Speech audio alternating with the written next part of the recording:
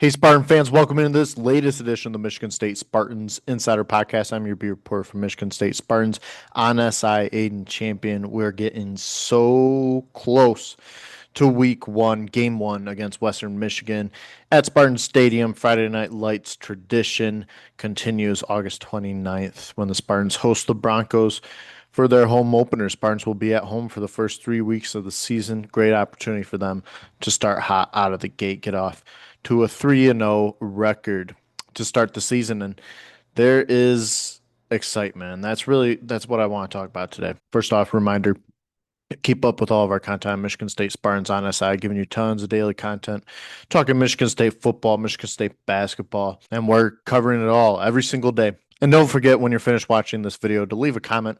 Let us know what you think about what we discuss and what you think about what's in store for the Michigan State Spartans this 2025 season. But I want to get into this season. I want to talk about the vibes every single year at this time of year going into the season, no matter what fan base it is, what sport it is, what team it is.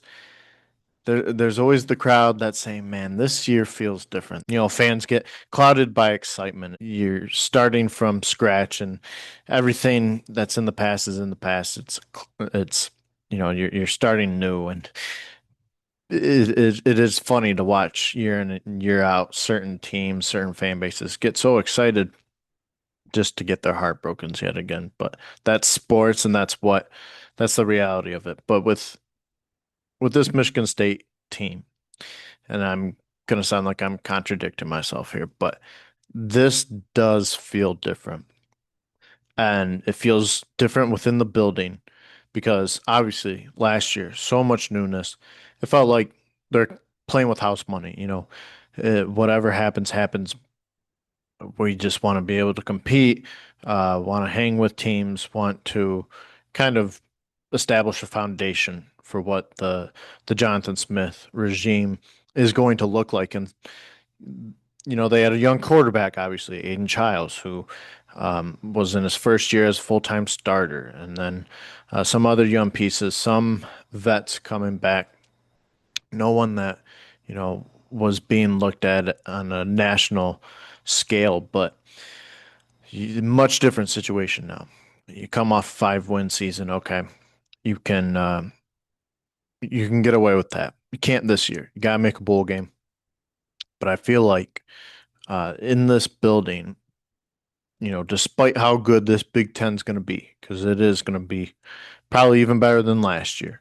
So much competition. Fortunately for Michigan State, their schedule is a little lighter than last year, but it's still pretty darn tough.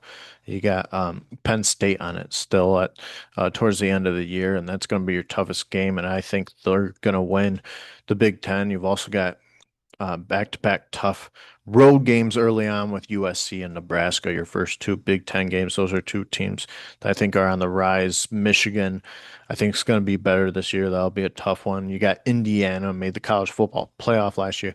There's there's still tough teams on your schedule, and you got to get through that.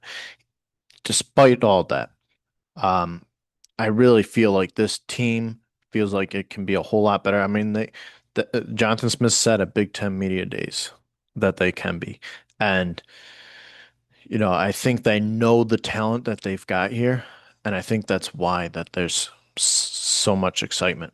There's a lot of retainment, familiarity, bringing back Aiden Childs, who, if you watched him last year, yeah, there were the struggles, there was the growing pains, but you saw glimpses of what could be. You saw his potential. You know how great Nick Marsh can be.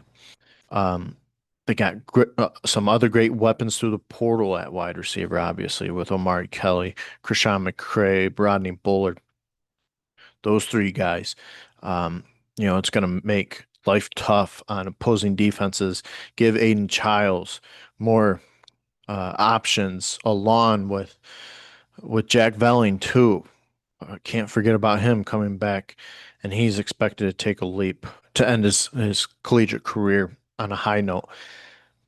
A lot of talent on offense, and then what's anticipated to be a better offensive line as well. Defensively, some key returning guys, got a lot of depth there too. And one of the things, I thought this defense was solid at times last year. You got to remember, I mean, they had some nice stops against the two best teams in the conference with Ohio State and Oregon on those back-to-back weeks. Obviously, Michigan State, they weren't going to win those games, but the defense had them hanging in there early on. And I know there's a reason the game is 4 quarters long. You got to be able to sustain that. But before things got out of hand, the defense wasn't making things easy for those two offenses. And then that Boston College game, I mean, that Michigan State's offense lost it that game. But you still got Joe Rossi, obviously, as your defensive coordinator. I think he's highly underrated defensive coordinator, very good coach.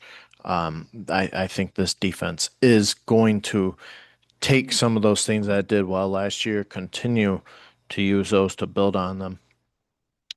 But I also think, if you're able to be healthy, relatively healthy throughout most of the season, this that's another reason this should be a much improved defense. I mean, I do think health was a huge factor last year, not just defensively, but offensively as well. But you saw how it impacted the defense last year, especially early on, and particularly with, the secondary. So if you can, like I said, be relatively healthy, and if you can get to the quarterback, that's something they've emphasized all offseason, throughout fall camp.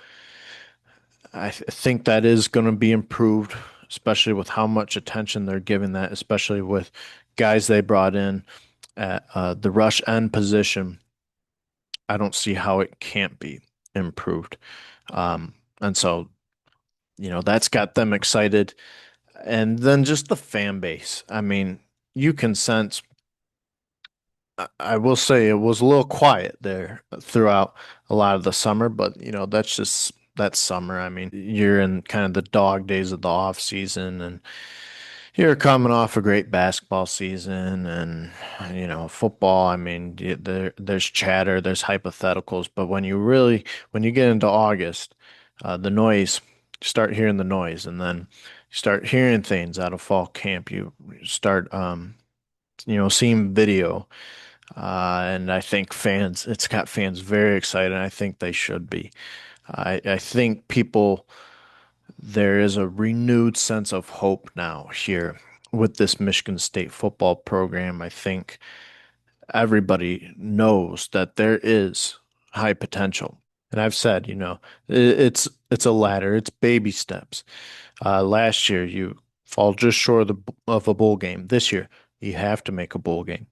That's, I think, is the bare minimum. But I've got this team at around 7 or 8 wins. I did say 8 when I locked in my final prediction, so I will stick with 8 and be true to myself. But um, you know, I I think they can reach that, and if they don't, they don't. But you gotta make a bowl game, and then you can build off that.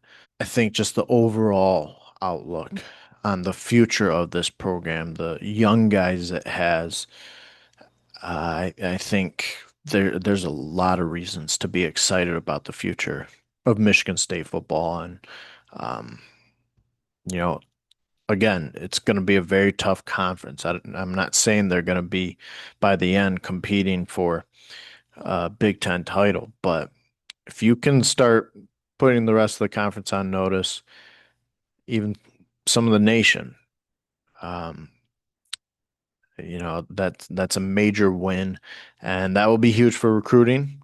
It helps you in every area.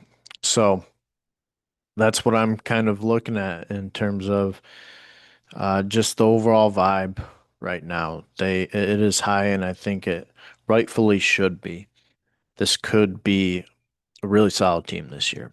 I really do believe that. And again, please let me know your thoughts. If you think I'm wrong, if people are a little too slap happy going into the year, if disaster awaits, or If you don't have faith in this regime, if whatever the case may be, let me know. And I'd love to hear it. And again, you can find all of our content at Michigan State Spartans on SI week one, Western Michigan, August 29th. We are less than 2 weeks out. Hope you're excited. Thanks, everyone.